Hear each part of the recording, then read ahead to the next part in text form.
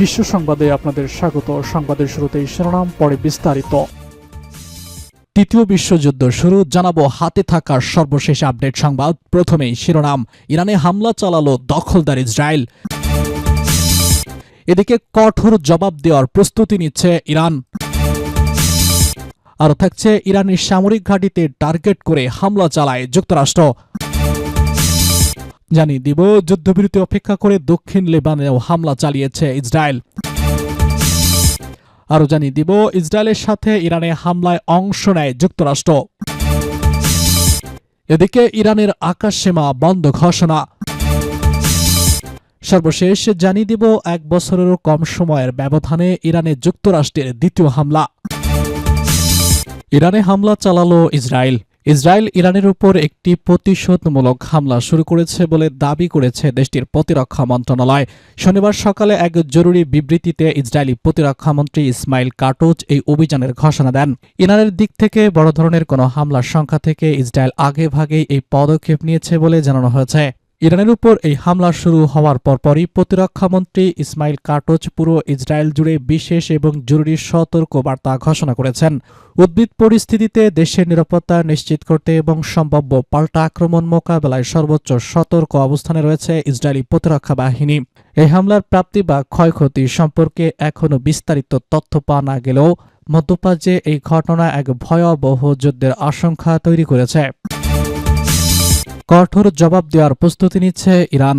যুক্তরাষ্ট্র ইসরায়েলের যৌথ হামলার কঠোর জবাব দেওয়ার প্রস্তুতি নিচ্ছে ইরান। দেশটির একজন কর্মকর্তা বার্তা সংস্থা রয়টার্সকে এই তথ্য জানান। একজন ইরানি কর্মকর্তা জানিয়েছেন, যুক্তরাষ্ট্র ও ইসরায়েলের হামলার জবাবে তেহরান শক্ত প্রতিক্রিয়ার প্রস্তুতি নিচ্ছে। বার্তা সংস্থা রয়টার্সকে তিনি বলেছেন, পাল্টা হামলাগুলো তবে ক্রাসিং বা চুক্তি সম্পন্ন করে এবং কঠোর। উল্লেখ্য, ইসরায়েল ইরানে প্রতিশোধকমূলক হামলা শুরু করেছে বলে দাবি করেছে দেশটির প্রতিরক্ষা মন্ত্রণালয়। শনিবার সকালে এক জরুরি বিবৃতিতে ইসরায়েলি প্রতিরক্ষামন্ত্রী ইসমাইল কাটোচ এ দাবি করেন।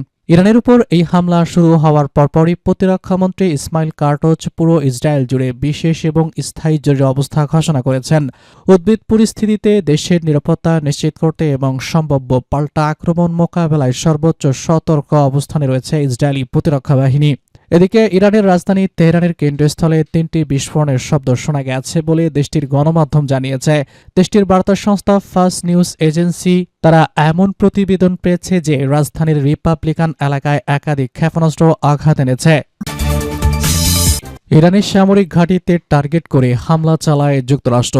যুক্তরাষ্ট্রের এক সরকারি কর্মকর্তার বরাত দিয়ে জানানো হয়েছে যে ইরানে চলমান মার্কিন হামলাগুলো বর্তমানে মূলত সামরিক লক্ষ্যবস্তুর উপর চালানো হচ্ছে। তবে অভিযানটি এখনও চলমান থাকায় নিরাপত্তার স্বার্থে নির্দিষ্ট লক্ষ্যবস্তু সম্পর্কে বিস্তারিত তথ্য দিতে তিনি অস্বীকৃতি জানিয়েছেন। অন্য একজন মার্কিন কর্মকর্তা জানিয়েছেন, এই হামলার মূল লক্ষ্য হল ইরানের পারমাণবিক হুমকি মোকাবেলা করা এবং মধ্যপ্রাচ্যে নিয়োজিত মার্কিন বাহিনীকে সুরক্ষা দেওয়া। অভিযান শুরুর আগেই এই অঞ্চলে অবস্থানরত মার্কিন সামরিক কর্মীদের নিরাপত্তার জন্য বিশেষ ব্যবস্থা গ্রহণ করেছিল বলে প্রথম কর্মকর্তা নিশ্চিত করেছেন।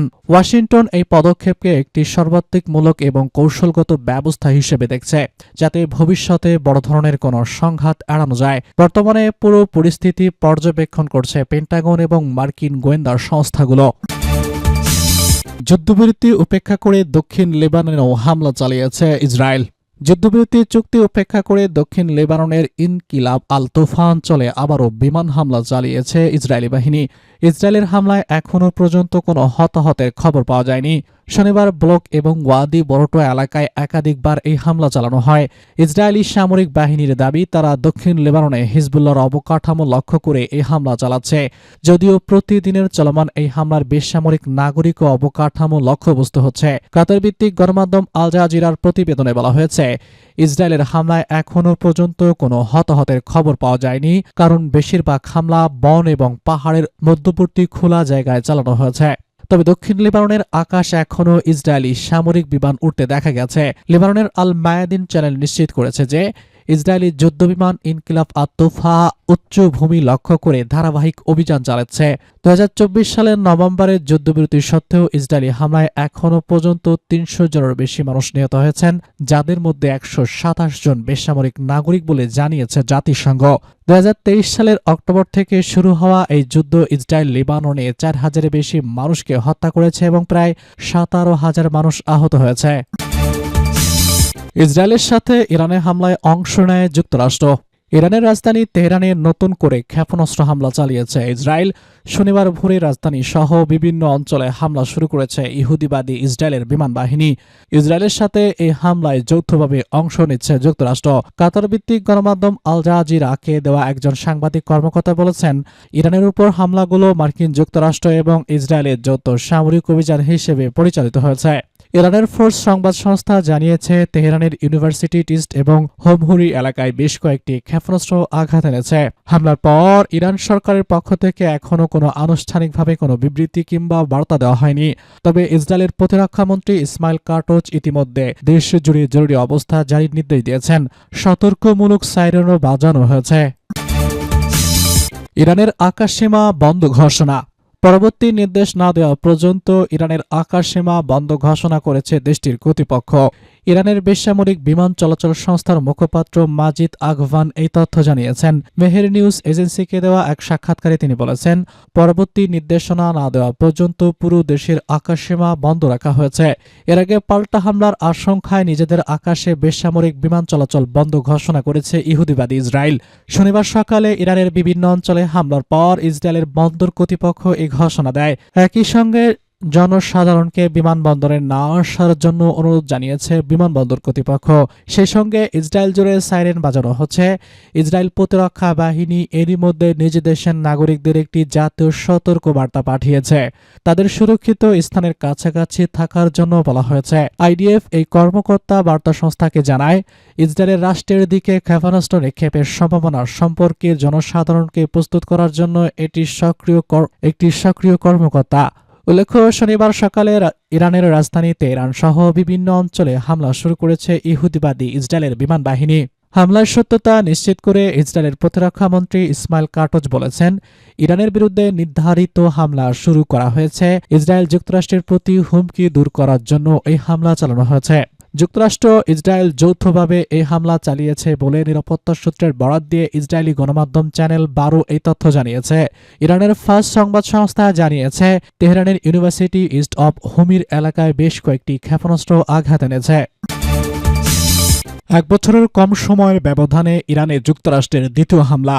গত 1 বছরের ব্যবধানে ইরান ভূখণ্ডে দ্বিতীয়বারের মতো সরাসরি হামলা চালিয়েছে মার্কিন যুক্তরাষ্ট্র। এর আগে 2025 সালের জুনে প্রেসিডেন্ট ডোনাল্ড ট্রাম্পের নির্দেশে মার্কিন যুদ্ধবিমানগুলো ইরানের 3টি পারমাণবিক স্থাপনায় শক্তিশালী বোমা হামলা চালিয়েছিল। সেই হামলার মাধ্যমে ট্রাম্প বিগত প্রায় অর্ধ শতাব্দীর চরম শত্রুতার ইতিহাসে প্রথম কোনো মার্কিন প্রেসিডেন্ট হিসেবে ইরানের সরাসরি আক্রমণের অনুমোদন দিয়ে ইতিহাস গড়েন। গত বছরের সেই হামলার প্রতিবাদে ইরান কাতারে অবস্থিত মধ্যপ্রাচ্যের বৃহত্তম মার্কিন সামরিক ঘাঁটি আল উদিদ প্রায় 1 ডজন স্বল্প এবং মাঝারি পাল্লার ব্যালিস্টিক ক্ষেপণাস্ত্র ছুড়েছিল। সেই উত্তেজনাকর পরিস্থিতির পর মার্কিন প্রেসিডেন্ট যুদ্ধবিরতি ঘোষণা করেছিলেন এবং ইরানকে লক্ষ্য করে আর কোনো বোমা না ফেলতে ইসরায়েলকে কঠোর সতর্কবার্তা দিয়েছিলেন। তবে বর্তমানে পুনরায় মার্কিন হামলার ফলে মধ্যপ্রাচ্যের নিরাপত্তা পরিস্থিতি আরও এক চরম অনিশ্চয়তার মুখে পড়েছে।